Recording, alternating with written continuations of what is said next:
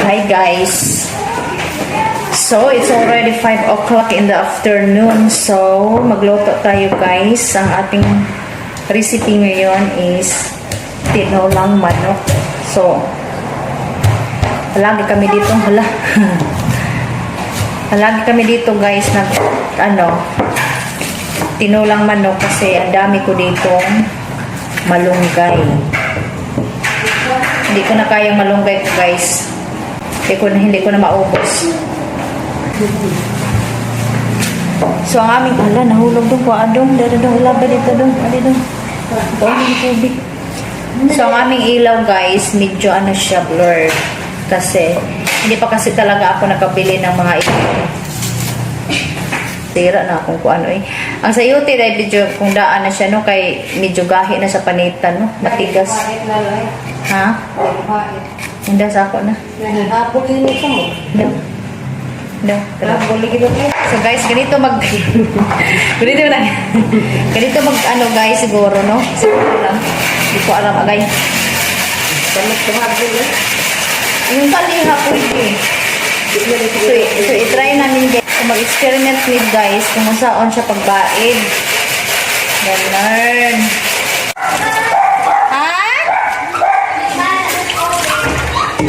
So ngayon guys, hugasan na natin ang ating mga panakot.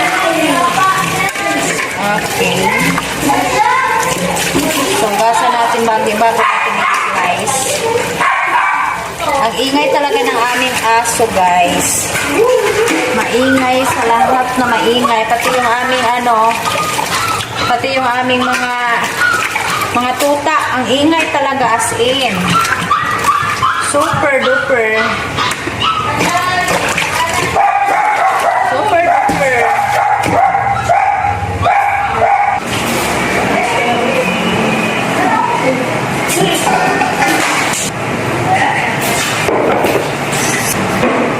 Mamaya na natin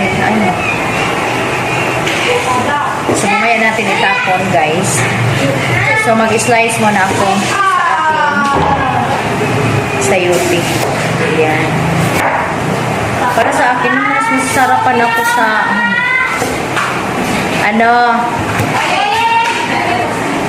masasarapan ako sa sayuti sa bulsa.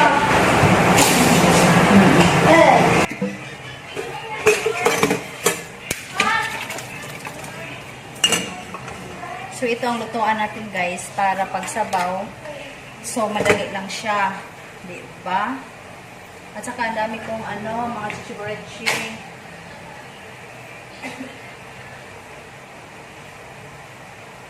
Lagyan natin ng oil. Ayan.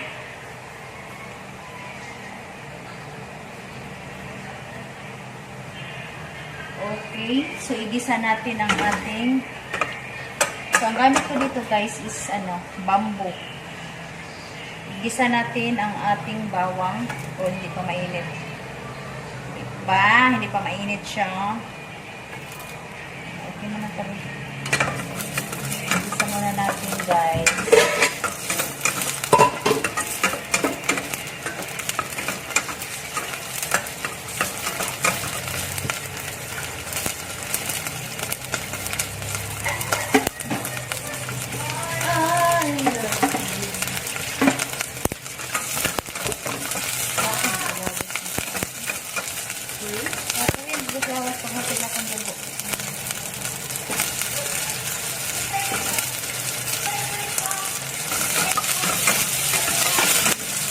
Okay guys, inimix na natin lahat ng mga ingredients natin para siya, mag-isa ba. Sabay na natin ang ating lemongrass. Lahat na. So, sayutin na lang ang natira dito. Okay, bigisa na natin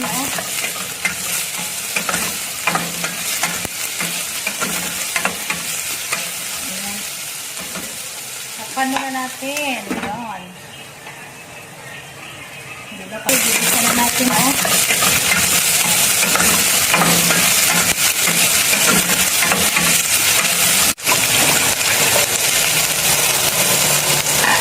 Kaya ito hari kasi siguro pati. Ha? Kaya ito pati siguro. Inubos ko na guys kasi hindi ako gagamit ng freezer kasi ang mahal ng kuryente dito. Ayan. Ibigisa muna natin. Asin. Lagyan natin ng asin guys. Okay, and then let's mix it together para ano niya guys. And then ano muna natin yung niya, sariling tubig ba para lumabas. And then bago natin lagyan ng tubig. Ayan. So para ma-mix ang kanyang mga spices. So ngayon guys, lagyan natin ng water sabaw sa ating tinolang manok. Okay. Ayan.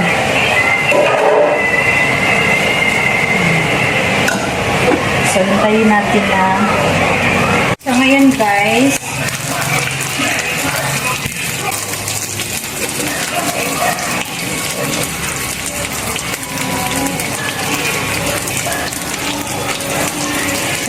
ilagay na natin ang ating sayote. Kasi medyo matagal ito siyang palambutin.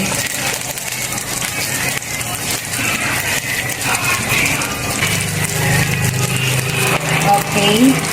So, palambutin muna natin ang ating sayote guys bago natin ilagay ang ating malunggay. So, hugasan muna natin ang ating malunggay guys. Para mamaya, diretso na lang natin ilagay mo.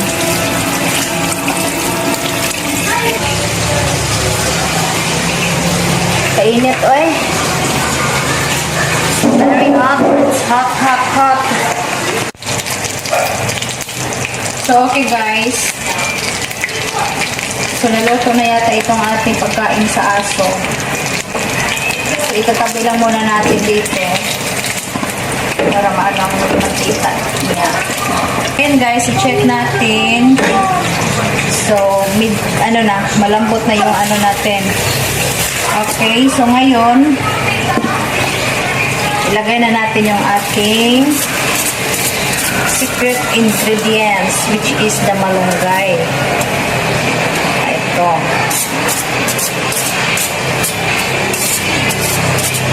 So, very fresh ito from the puno, guys. Sa puno silang mahugas. Okay. So, tinanggalan na natin ng oil, guys. Wala na. So, para sa ating aso yan. So, ito. So, ready na yung ating tinola. So, paluto na siya, guys. Ayan. So, this is ready for our dinner. Okay.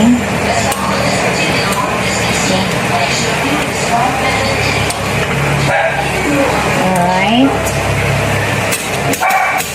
Okay, so this is for our dinner.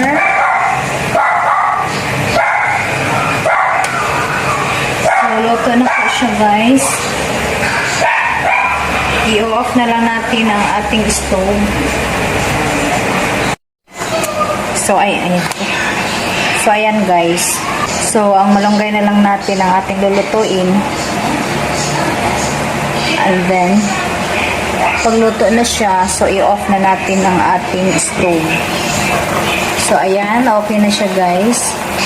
So, luto na ang ating malunggay. Okay, so this is ready for our dinner. Ayan. So, ayan, guys, tapos na akong magluto. And then, yung sister-related ko, guys, oh. So, ayan, guys, tapos na akong magluto.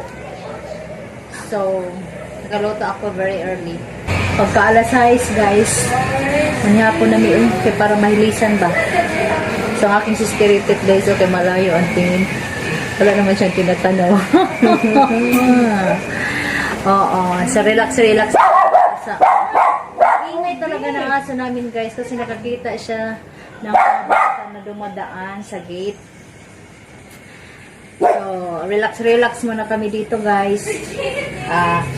Tingin-tingin sa malayo. So, ang ano ko dito, guys, medyo ano pa siya, namaga pa siya kasi namaga ang ngipin ko last day.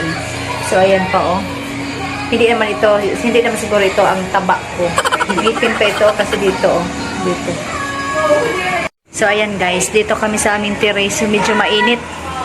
Kasi wala talagang hangin, oh. Akala ko kanina, uulan siya kasi grabe ang dampog niya. Actually, nag-ano siya, ano ba? Umaambon na, wala eh. Kaya nga, nagdilig na lang kami ng halaman kanina. So, ito guys, upo-upo na kami dito kasi hindi kami umalis ngayon eh. Kasi napagod talaga. Ay, naku, ang laki talaga ng aking dito. Kasi napagod talaga kami guys sa aming sa aming ano yun, yung tubig namin kanina. Nakakapagod. Ayan, sleepy na siya guys. Okay. Kapag balik-balik sa hard work.